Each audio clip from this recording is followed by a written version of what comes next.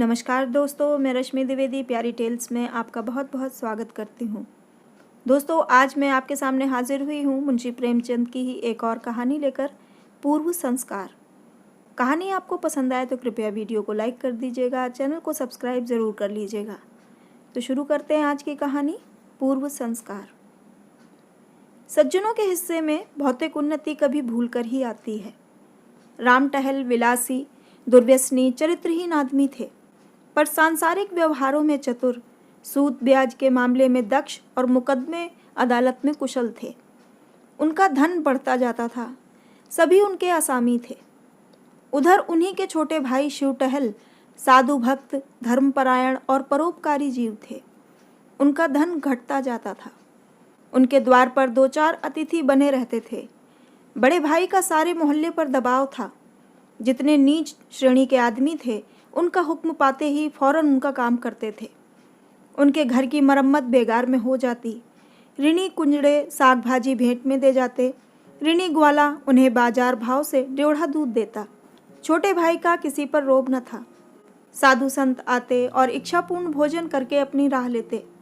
दो चार आदमियों को रुपए उधार दिए भी तो सूद के लालच से नहीं, बल्कि संकट से छुड़ाने के लिए। कभी जोर देकर तगादा न करते कि कहीं उन्हें दुख न हो। इस तरह कई साल गुजर गए, यहाँ तक कि शिव टहल की सारी संपत्ति परमार्थ में उड़ गई। रुपए भी बहुत डूब गए। उधर राम टहल ने नया मकान बनवा लिया, सोने चांदी की दुकान खोल ली, थोड़ी ज़मीन भी खरीद ली और खेती बाड़ी भी करने लगे। शिव टहल को अब चिंता हुई, निर्वाह कैसे होगा। धन न था कि कोई रोजगार करते। वह व्यवहार बुद्धि भी न थी जो बिना धन के भी अपनी राह निकाल लेती है। किसी से ऋण लेने की हिम्मत न पड़ती थी। रोजगार में घाटा हुआ तो देंगे कहाँ से। किसी दूसरे आदमी की नौकरी भी न कर सकते थे, कुल मर्यादा भंग होती थी। दो चार महीने तो ज्यों त्यों करके काटे। अंत में चारों ओर से निराश होकर बड़े भाई के पास गए और कहा, भैया, अब मेरे और मेरे परिवार के पालन का भार आपके ऊपर है। आपके सिवा अब किसकी शरण लूँ। राम टहल ने कहा, इसकी कोई चिंता नहीं। तुमने कुकर्म में तो धन उड़ाया नहीं, जो कुछ किया उससे कुल कीर्ति ही फैली है। मैं धूर्त हूँ, संसार को ठगना जानता हूँ। तुम सीधे साधे आदमी हो, दूसरों ने तुम्हें ठग लिया। ये तुम्हारा ही घर है। मैंने जो ज़मीन ली है उसकी तहसील वसूल करो, खेती बाड़ी का काम संभालो। महीने में तुम्हें जितना खर्च करना पड़े मुझसे ले जाओ। हाँ, एक बात मुझसे ना होगी, मैं साधु संतों का सत्कार करने को एक पैसा भी न दूंगा और न तुम्हारे मुंह से अपनी निंदा सुनूंगा। शिव टहल ने गदगद कंठ से कहा, भैया, मुझसे इतनी भूल अवश्य हुई कि मैं सबसे आपकी निंदा करता रहा हूँ, उसे क्षमा करो। अब से मुझे अपनी निंदा करते सुनना तो जो चाहे दंड देना। हाँ, आपसे मेरी एक विनय है। मैंने अब तक अच्छा किया या बुरा, पर भाभी जी को मना कर देना कि उसके लिए मेरा तिरस्कार न करें। राम टहल, अगर वह कभी तुम्हें ताना देगी तो मैं उनकी जीभ खींच लूँगा। राम टहल की ज़मीन शहर से 10-12 कोस पर थी। वहाँ एक कच्चा मकान भी था। बैल गाड़ी, खेती की अन्य सामग्रियाँ वहीं रहती थीं। शिव टहल ने अपना घर भाई को सौंपा और अपने बाल बच्चों को लेकर गांव चले गए। वहाँ उत्साह के साथ काम करने लगे। नौकरों ने काम में चौकसी की, परिश्रम का फल मिला। पहले ही साल उपज टेढ़ी हो गई और खेती का खर्च आधा रह गया। पर स्वभाव को कैसे बदलें। पहले की तरह तो नहीं, पर अब भी दो चार मूर्तियां शिव टहल की कीर्ति सुनकर आ ही जाती थीं और शिव टहल को विवश होकर उनकी सेवा और सत्कार करना ही पड़ता था। हाँ, अपने भाई से ये बात छिपाते थे कि कहीं वह अप्रसन्न होकर जीविका का यह आधार भी न छीन ले। फल यह होता कि उन्हें भाई से छिपाकर अनाज, भूसा, खली आदि बेचना पड़ता। इस कमी को पूरी करने के लिए वह मजदूरों से और भी कड़ी मेहनत लेते थे और खुद भी कड़ी मेहनत करते। धूप, ठंड, पानी, बूंदी की बिल्कुल परवाह न करते थे। मगर कभी इतना परिश्रम तो किया न था। शरीर शक्तिहीन होने लगा। भोजन भी रूखा सूखा मिलता था, उस पर कोई ठीक समय नहीं।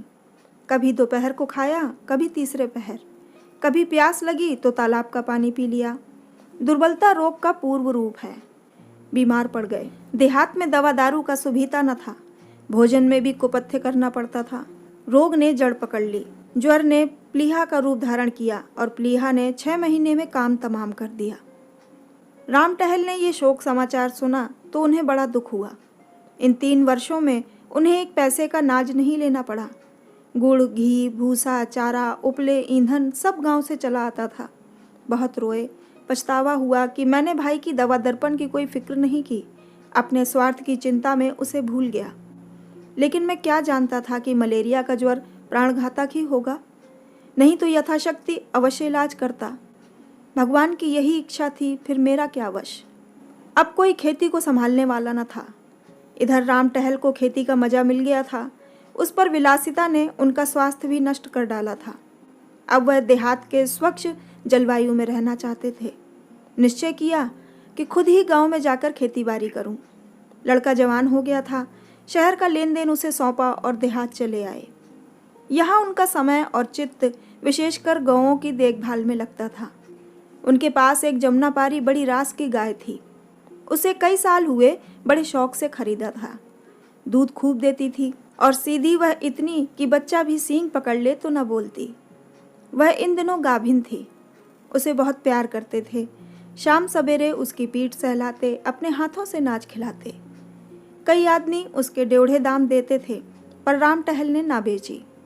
जब समय पर गऊ ने बच्चा दिया तो राम टहल ने धूमधाम से उसका जन्मोत्सव मनाया। कितने ही ब्राह्मणों को भोजन कराया। कई दिन तक गाना बजाना होता रहा। इस बछड़े का नाम रखा गया जवाहिर। एक ज्योतिषी से उसका जन्म पत्र भी बनवाया गया। उसके अनुसार बछड़ा बड़ा होनहार, बड़ा भाग्यशाली, स्वामी भक्त होगा। केवल 6ठे वर्ष उस पर एक संकट की शंका थी। उससे बच गया तो फिर जीवन पर्यंत सुख से रहेगा।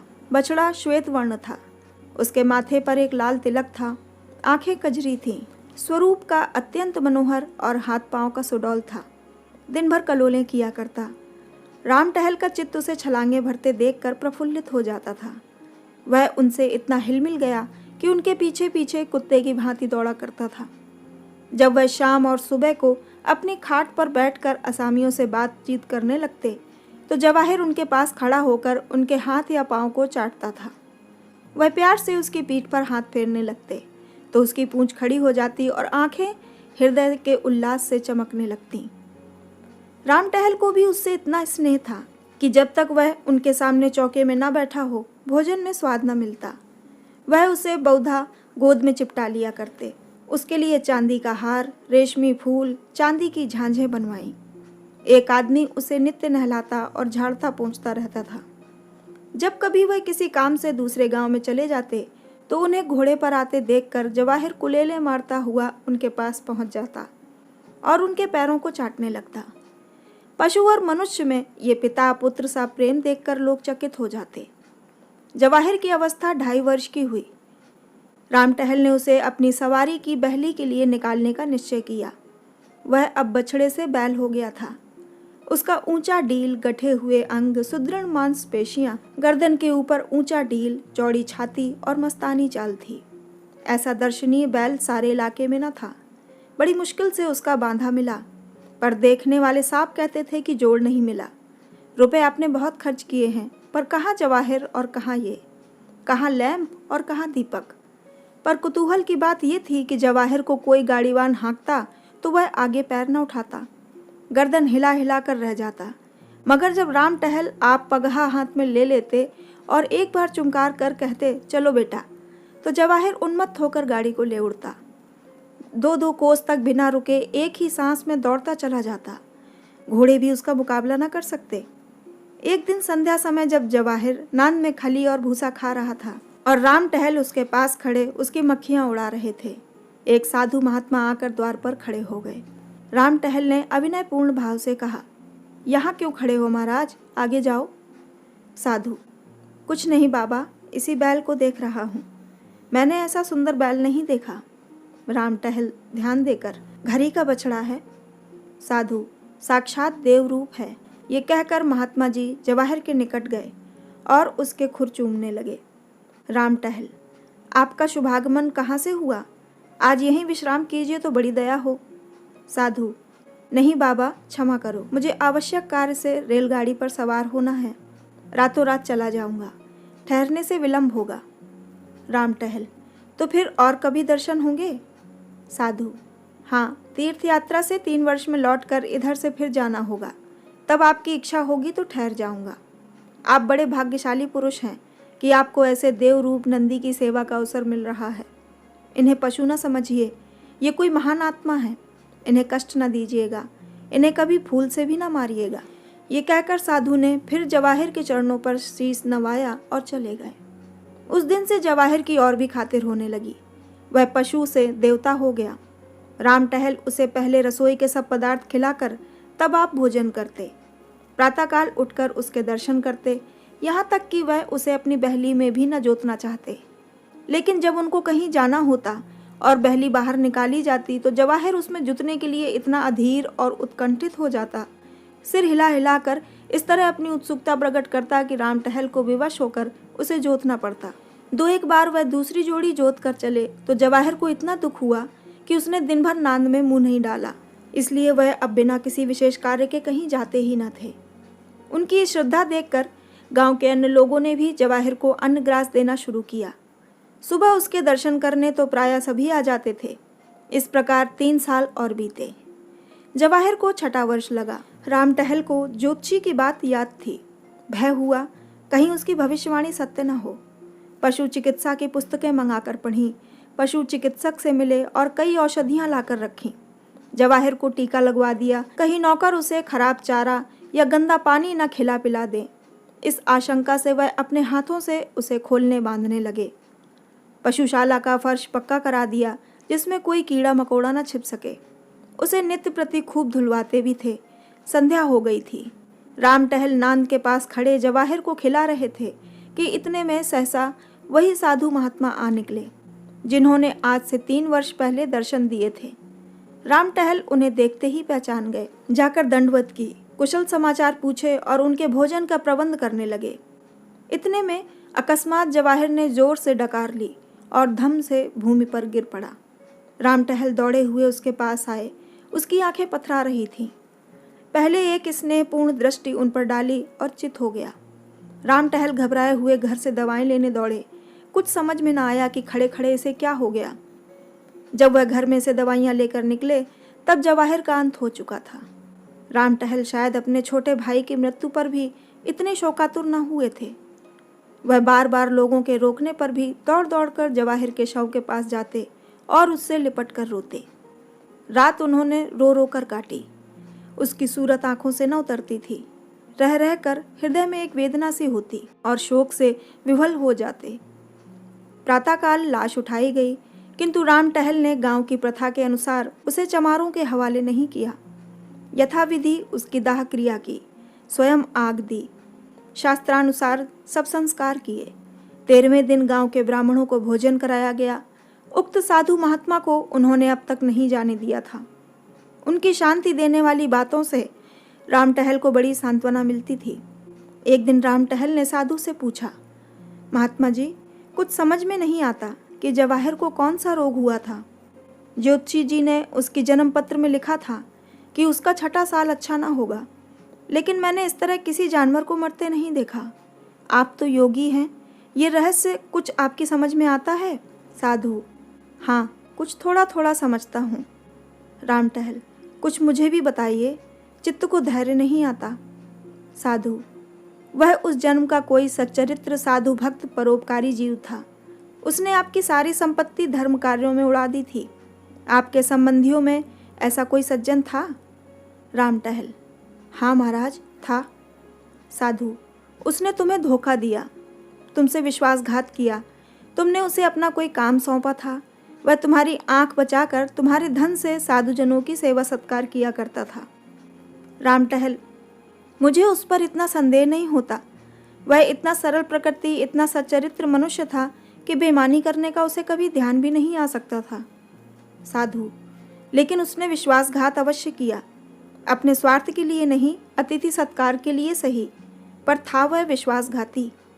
राम टहल, संभव है दुरावस्था ने उसे धर्मपथ से विचलित कर दिया हो। साधु, हाँ, यही बात है।